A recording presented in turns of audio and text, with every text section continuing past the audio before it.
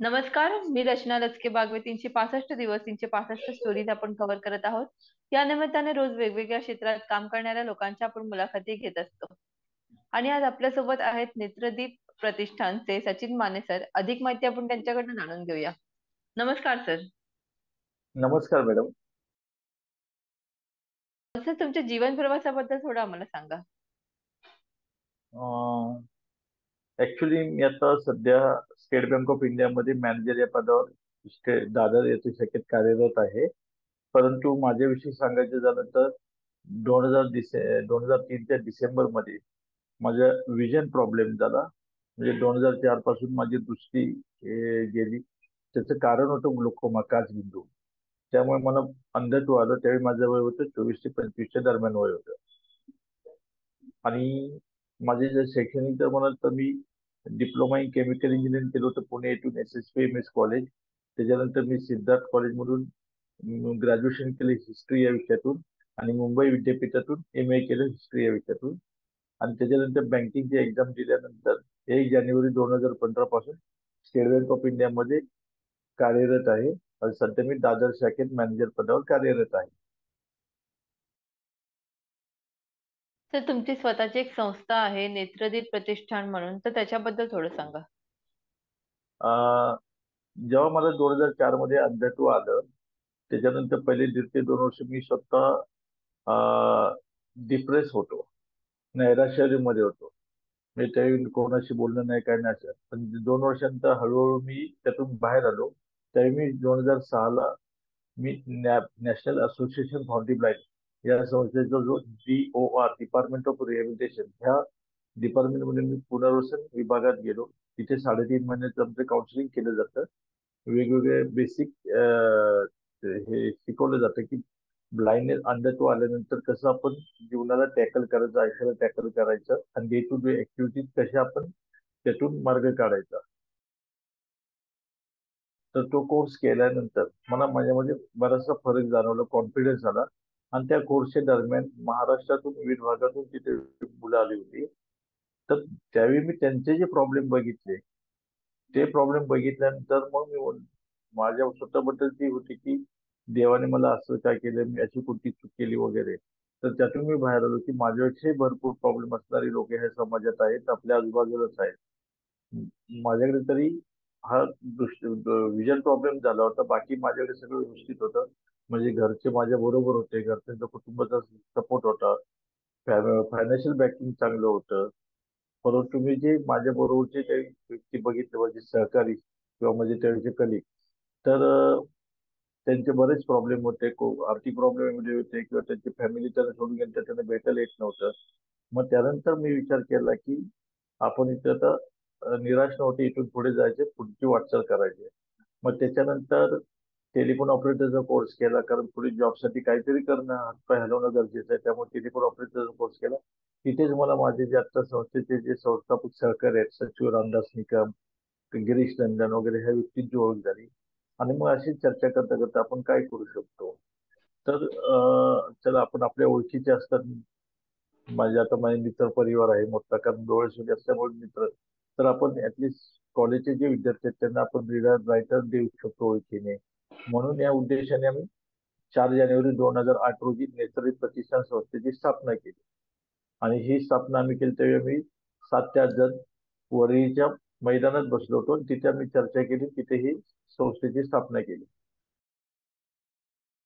पण हळूहळू हे काम वाढत गेलं. नंतर आम्ही राज्यस्तरीय स्पर्धा घेऊ लागलो. त्यामुळे स्पर्धेला आम्हाला मोठा प्रतिसाद मिळू लागला. पूर्ण महाराष्ट्रातून 200 ते 250 दृष्टीबाधित व्यक्तींचा आम्हाला पाठिंबा किंवा सहभाग मिळाला. या स्पर्धा यशस्वी संपन्न झाल्या. मग दरवर्षी आम्ही काहीतरी नवीन नवीन ऍक्टिव्हिटीज करायला लागलो. संस्था रजिस्टर केली. त्यामुळे एक आम्हाला अधिकृत असं एक परवाना मिळाला की सोशल वर्क करण्यासाठी. तर त्याच्यानंतर रीडर मग आम्ही अंधेरी येथे ब्लाइंड मुलींसाठी एक मोठं चॅलेंज असतं की कुकिंग करणं. तर आम्ही तिथे पाककृती कला क्लास चालू केला आणि तो 2 ते 3 वर्ष व्यवस्थित झाला. जवळजवळ 40 ते 50 मुली त्यातून शिकून बाहेर मी निघाल्या. त्यांना म्हणजे बेसिक सकाळी नाश्त्यासाठी पोहे, उपमा किंवा डाळ खिचडी कशी करायची, अन्नधान्य निवडायचं कसं वगैरे ह्या गोष्टी तिथे शिकवल्या गेल्या. त्यामुळे त्यातून त्याला एक कॉन्फिडन्स यायला लागला. आणि पाककृती किंवा कुकिंग शिकल्यामुळे बऱ्याचशा मुलींच्या पुढचे जे फ्युचरमध्ये लग्नाचे जे समस्या त्या सुटण्यास मदत झाली. त्याच्यानंतर आम्ही जवळजवळ 2016 पासून आम्ही कॉलेजच्या मुलांसाठी स्कॉलरशिपचा उपक्रम चालू केला. सुरुवातीला आम्ही 100 विद्यार्थी, 125 विद्यार्थी, 150 विद्यार्थी असा तो उपक्रम होता. आता आमचा जवळजवळ 200 विद्यार्थ्यांसाठी तो उपक्रम असतो. म्हणजे 11वी ते 15वी प्रत्येक स्टँडर्डसाठी आम्ही 40 असे विद्यार्थी करतो आणि असे टोटल 200 विद्यार्थ्यांचं आमचं आम्ही नियोजन करतो. त्यातून मग आम्ही आणि जे व्हॉट्सअप किंवा सोशल मीडिया आलं त्याचा आम्हाला ह्यामध्ये प्रामुख्याने मोठा हातभार लागलेला आहे. कारण आम्ही जे फॉर्म आहेत ना हे व्हॉट्सअपवर जे वेगवेगळे ग्रुप आहेत आमचे ब्लाइंड फील्ड मधले त्या ग्रुपवर आम्ही ते फॉर्म फॉरवर्ड करतो, त्यांच्याकडून ऍप्लिकेशन मागवतो, मग त्यातून शॉर्टलिस्ट करतो आणि मुलांचे सिलेक्शन करतो. तर कालच म्हणजे 11 फेब्रुवारी रोजी जवळजवळ 166 विद्यार्थ्यांना आपण स्कॉलरशिप देण्याचा कार्यक्रम केला. त्याचबरोबर 66 वर्षापासून आम्ही 40 ते 45 ब्लाइंड मुलांना घेऊन एक पर्यटन भ्रमंती, कारण जरी ब्लाइंड असलो तरी आम्ही निसर्गाचे कानोसा घेऊ शकतो, किल्ले भ्रमंती करू शकतो, कृषी प्रदर्शनात जातो आम्ही. त्यामुळं ते भ्रमंती चालू केलेले आहेत. त्याचाच एक भाग म्हणून आता 23, 24, 25 फेब्रुवारी पुणे जिल्ह्यातील पवनार लेक आणि मोराची चिंचोळ येथे 3 दिवसाची पिकनिक आयोजित केलेली आहे. त्याचबरोबर महिला दिनाचे कार्यक्रम असतात आणि ब्लाइंड मुलांच्या अंगी जो गुण असतो गायन आणि काव्य वाचन त्यासाठी आम्ही विविध स्पर्धा आयोजित केल्या जातात दरवर्षी. आणि क्रीडा क्षेत्रामध्ये चेस कॉम्पिटिशन, बुद्धिबळ स्पर्धा आयोजित करतो. असे विविध स्पर्धा, विविध कार्यक्रमांचे आपण आयोजन करत असतो. आणि मला प्रामुख्याने आता तुम्हाला सांगायचे की जे COVID-19 आलं होतं म्हणजे अतिशय दुःखद स्वप्न होतं ते पूर्ण जगभरासाठी. तर त्या काळातही आम्ही महाराष्ट्रातल्या जवळजवळ 300 ते 350 दृष्टीबाधित कुटुंबियांना त्यांच्या ते जिथे जिथे राहतात ज्या गावात राहतात त्या गावातील जे किराणा मालाचे दुकान आहे त्यांच्याशी संपर्क साधून डायरेक्ट त्यांच्या अकाउंटमध्ये आम्ही पैसे जमा करून त्यांना किराणा मालाचे साहित्य दिले, 1-2 महिने पुरेल एवढं. त्याचबरोबर आम्ही जानेवारी 2021 मध्ये त्यावेळी महाराष्ट्र शासनाने सर्वांना आवाहन केलं होतं की ब्लड डोनेशनसाठी, कारण अनेक कोरोनाबाधित व्यक्ती हॉस्पिटलाइज झालेले होते. त्यावेळी आम्ही 10 जानेवारी 2021 रोजी ब्लड डोनेशन कॅम्प घेतला होता ब्लाइंड लोकांचाच. आणि त्यामध्ये मला सांगायला आनंद वाटेल सुमारे 75हून अधिक लोकांनी त्यात सहभाग घेऊन जवळजवळ तेवढेच बाटले आपण ब्लड डोनेशन केलं होतं. त्यामुळे आम्ही फक्त आम्ही आमच्यासाठी समाजाकडून न घेता ज्या ज्यावेळी शक्य असेल ते आम्ही समाजाचे ऋण फेडण्याचाही प्रयत्न करतो. ह्याचाच एक भाग म्हणून आपण पाणी फाउंडेशनच्या माध्यमातून आम्ही सातारा जिल्ह्यातील राजाजी कुर्ले या गावी काही आम्ही त्या कामासाठी निधी उपलब्ध करून दिला होता आणि आमचे काही सहकारी जाऊन 1 दिवसाचं श्रमदानही केलं होतं. त्याचबरोबर दुष्काळग्रस्त गाव जे मराठवाड्यामध्ये तिथल्या गावाला आम्ही दिवाळीच्या वेळी 1 महिन्याचा शिदाही आम्ही त्या ग्रामस्थांना उपलब्ध करून दिला होता. त्यामुळे मला फक्त सांगायचं की आम्ही दृष्टीबाधित असलो तरी आम्ही समाजाकडून येत नाही. तर ज्यावेळी वेळ असेल आणि आम्हाला शक्य असेल त्या प्रमाणात त्यावेळी आम्ही समाजाच्या प्रती आम्ही आमचं ऋण फेडण्याचा प्रयत्नही करतो. सर, हा जो आजार तुम्ही म्हणालात की ग्लुकोमा आजार झाला आणि त्याच्यानंतर तुमची दृष्टी गेली, तर हा आजार कोणालाही होऊ शकतो का? तर त्याच्याबद्दल थोडी माहिती द्या आणि त्याच्यासाठी आपण काही प्रिकॉशन्स घ्यायला हवेत. येस मॅडम, ग्लोकोमा म्हणजे काचबिंदू हा आजार कोणालाही आणि कोणत्याही वयात होऊ शकतो. त्याचं आणि सगळ्यात मोठं म्हणजे सगळ्यात डेंजर हा आजार असा आहे की जोपर्यंत सिव्हिअर काही इंडिकेशन होत नाही तोपर्यंत ते आपल्याला जाणवतही नाही. कारण तुमची एका डोळ्याची जरी विजन नसेल तरी तुम्हाला जाणवतं, कारण तुम्हाला दुसऱ्या डोळ्यात तेवढं स्पष्ट दिसत असतं. जर कधी तुम्ही जर एक डोळा बंद केला तर मग तुम्हाला ते जाणवू शकतं की तुमचं एका डोळ्याची विजन आहे किंवा नाही. तर असंच आहे ते. कारण वयाच्या 25 पर्यंत मला तर चष्माही नव्हता, डोळ्याचा कोणताही त्रास नव्हता किंवा आमच्या घरात डोळ्याच्या आजाराची कोणतीही हिस्ट्री नव्हती. कारण याच्याआधी कोणाला आमच्या घरात जे हेरिडिटरी म्हणतो आपण अनुवंशिक, तर डोळ्याच्या बाबतीत असं कोणताही आजार नव्हता. परंतु अचानकपणे हा आजार मला उद्भवला आणि तो एवढा हे झाला की तो क्युअर करण्याच्या पलीकडे गेला. तर त्यामुळे मी ज्यावेळी ज्या ज्या डॉक्टरांशी मी कन्सल्ट केलं पण ते सगळे डॉक्टर उच्च दर्जाचे होते. म्हणजे अगदी डॉक्टर तात्याराव लांडे किंवा हैदराबादचं LV Prasad eye hospital, doctor Gokhale, doctor Prakash Shankaray सारखे जे डॉक्टर होते त्यांनी. तर त्यांनी एकच सांगितलं की आता जे झालंय त्याला आपण काहीच करू शकत नाही.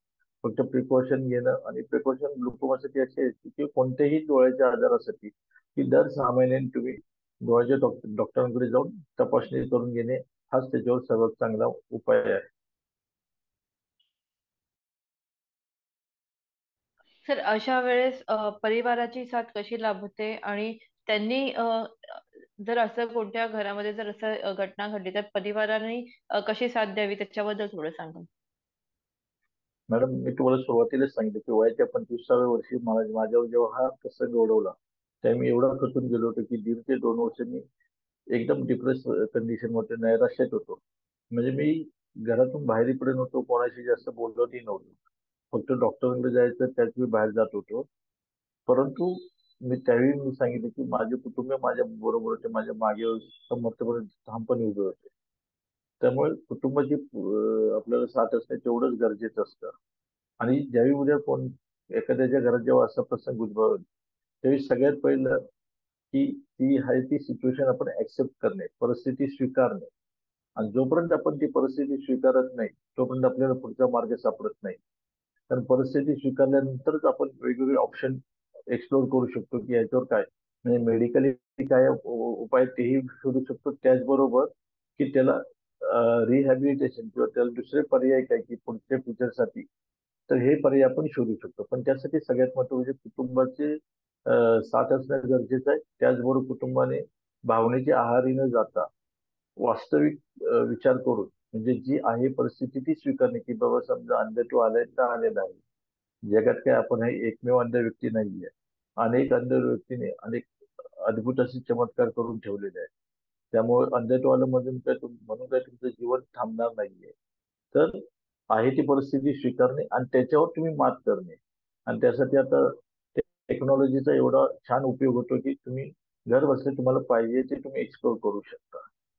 तर मी हेच सांगेन उद्या दुर्दैवाने अशी कोणाच्या घरात वेळ आली तरी खचून जाऊ नका. तुम्ही ज्याच्यावर ही वेळ आली त्याला धीर द्या आणि त्यातून बाहेर करण्यासाठी मार्ग काढा. नक्की त्यातून मार्ग निघतात. आणि तुम्ही जर आता बघाल समाजात तर बँकिंग क्षेत्रात, इन्शुरन्स सेक्टर, रेल्वे क्षेत्रात अतिशय चांगले काम करणारे अंध व्यक्ती तुम्हाला दिसतील. त्यामुळे आता स्वावलंबी जीवन जगण्यासाठी भरपूर आपल्या सोर्सेस उपलब्ध झालेले आहेत. त्यामुळे कोणतेही आपण संकुचित न बाळगता आपण आपल्या आयुष्याची चांगली वाटचाल करू शकतो.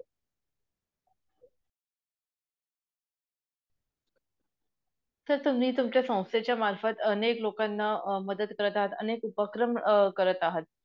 तर इतर लोकांनी तुमच्या संस्थेशी कसं जोडावं त्याच्याबद्दल थोडं सांगा.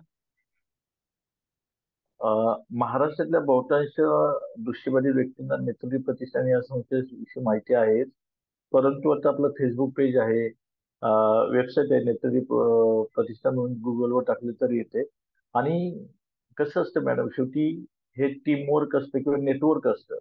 त्यामुळं ज्या ज्यावेळी आपण ज्या ज्या फील्डमध्ये जातो तिथे एक नेटवर्कनेच आपलं काम होतं. त्यामुळं आणि आपली संस्था मुख्यतः मुंबईत आहे. आणि महाराष्ट्रातल्या जे जे दृष्टीबाधित व्यक्तींसाठी जे विविध संस्थांचे ट्रेनिंग सेंटर चालतात किंवा स्कूल्स आहेत तिथे पण आपल्या संस्थेविषयी माहिती मिळते. त्यामुळे इझिली अवेलेबल होतं. आता मी जसं तुम्हाला सांगितलं आम्ही स्कॉलरशिपचे फॉर्म एखाद्या ग्रुपवर टाकला की तो क्षणाभरात त्या सेम डेला जे जे ब्लाइंड मुलांचे वेगवेगळे ग्रुप्स असतात, व्हॉट्सअप ग्रुप, फेसबुक ग्रुप, त्या सगळ्या ग्रुपवर पोस्ट केले जातात. त्यामुळे एकमेकाला माहितीची देवाणघेवाण ही आजच्या काळात अतिशय जलद आणि सुलभ होते. त्यामुळे संस्थेविषयी माहिती ही पटकन तेवढ्या तत्परतेने मिळते. शेवटचा प्रश्न मी तुम्हाला विचारेन की तुम्ही लोकांना काय संदेश देऊ इच्छिता. मी एवढं सांगेन की कोणताही वाईट प्रसंग आपल्यावर आला म्हणजे तुमच्या व्यक्तिगत आयुष्यात किंवा कुटुंबात एखाद्यावर तरी खचून जाऊ नका. प्रत्येक गोष्टी जेव्हा प्रश्न उभे राहतात तेव्हा त्याचं उत्तर कुठेतरी लपलेलं असतं. ते उत्तर शोधण्याचा प्रयत्न करा. उत्तर हे नक्कीच मिळतं. फक्त त्यासाठी वेळ लागतो. म्हणजे खचून जाऊ नका. तुम्हाला त्याच्यावर नक्कीच उत्तर मिळेल. आणि कोणतेही एक आपल्या आयुष्यात रात्र आली तर ती रात्र कधी ना कधी संपणार असतो आणि उद्या एक आशेचा किरण किंवा एक सकारात्मक दिवस तुमच्या आयुष्यात येणारच असतो. त्यामुळे तुम्ही कोणतेही संकट आलं म्हणजे हे शारीरिक दृष्टी संकट म्हणा, आर्थिक संकट म्हणा किंवा दुसरं कोणतेही मानसिक ताणतणाव, तर कोणत्याही संकटाला तुम्ही घाबरून जाऊ नका. फक्त शांतपणे ती वेळ जाऊन द्या. पुढे तुम्हाला सकारात्मक आणि चांगली वेळ येणारच असते. कारण एक परमेश्वराने प्रत्येकासाठी रात्रंदिवस तसे चांगले आणि वाईट क्षणी दिलेले असतात. त्यामुळे तुमच्या आयुष्यात वाईट क्षण आला तरी चांगला क्षण तुमची वाट पाहत असतो. त्यामुळे फक्त खचून जाऊ नका आणि सकारात्मक विचार तुमच्या मनात सतत ठेवा. धन्यवाद सर. सर्वप्रथम तर तुमचं अभिनंदन की तुम्ही खूप छान काम करत आहात. अ, अनेक जी लोक आहेत की ज्यांना या क्षेत्रात मार्गदर्शन पाहिजे, या क्षेत्रात एकत्र येऊन तुम्ही खूप छान आणि मोठं काम करत आहात. तुम्हाला खूप खूप शुभेच्छा त्यासाठी. त्यासोबत 365 दिवस 365 स्टोरीज या म्हणजे सिरीज मध्ये सहभाग घेतल्याबद्दल खूप खूप धन्यवाद सर. धन्यवाद.